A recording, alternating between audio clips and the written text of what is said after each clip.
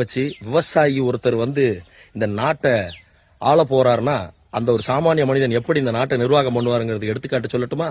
நீங்க 100 நாள்ல விருதாச்சலம் மாவட்டத்தை உருவாக்குறேன்னு சொல்லி பொய் சொல்லி ஒரு குழந்தைய கூட ஏமாத்திட்டு போயிட்டீங்க. இன்னைக்கு அந்த குழந்தை 9வது படிச்சு கேள்வி கேக்குது உங்ககிட்ட. அன்னைக்கு நீங்க சொல்லிட்டு போனீங்களே முதலமைச்சரே, ஏன் இன்னைக்கு வரைக்கும் எங்களை மாவட்டத்தை உருவாக்கல? சரி, விருதாச்சலத்தை தான் உருவாக்கல, தமிழ்நாட்டில் எங்கேயாவது ஒரு புது மாவட்டத்தை உருவாக்கி இருக்கீங்களா அப்படின்னு அந்த குழந்தை கேக்குது. பதில் இல்ல. ஏன்னா அந்த குழந்தைய கூட நீங்க ஏமாத்தி இருக்கிறீங்க. இதுவே எடப்பாடியார் எத்தனை மாவட்டத்தை உருவாக்குனாரு தெரியுங்களா?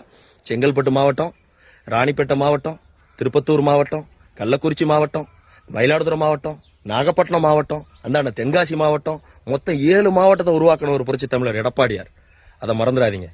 உண்மையான நிர்வாகத்திறன் தெரிஞ்சவர் முதலமைச்சர் எடப்பாடியாரால மட்டும்தான் முடியும்.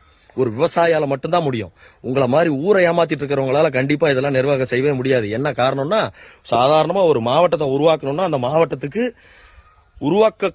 ஆகக்கூடிய செலவுகள் 500 கோடி குறைஞ்சபட்சம் ஆகும். கலெக்டரேட் உருவாக்கணும், புதிய ஆஸ்பத்திரி உருவாக்கணும், புதிய வேலைவாய்ப்பை உருவாக்கணும், புதிய கட்டமைப்புகளை உருவாக்கணும், இத்தனை இருக்கு. புதிய பேருந்து நிலையத்தை உருவாக்கணும், இவ்வளவு இருக்குது. புரியுதுங்களா? ஆனா உங்களை மாதிரி ஊரை ஏமாத்துறவங்களால அது முடியாது. எடப்பாடியார் ஏற்கனவே ஒரு 4 ஆண்டு ஆட்சி காலத்துல 2.5 வருஷம் கொரோனாவும் முடிஞ்சு போச்சு. மீதி இருந்த 2 வருஷத்திலேயே 7 மாவட்டத்தை உருவாக்கி காட்டியிருக்காரு. அப்ப நீங்க புரிஞ்சுக்கங்க, ஒரு பிஞ்சு குழந்தைய ஏமாத்திட்டு போயிட்டீங்க. அது இன்னைக்கு வளர்ந்து உங்களை கேள்வி கேக்குதுயா. இதை விட வேற அசிங்கம் ஏதாவது தேவையா? இதுலயே புரிஞ்சுக்கங்க முதலமைச்சர் ஸ்டாலின் எவ்வளவு இந்த மக்களை நாட்டை ஏமாத்துறாருங்கிறத புரிஞ்சுக்கங்க. நான் தண்ணி கட்ட போறேன், ஓட்டு நீங்க பார்த்து போடுங்க.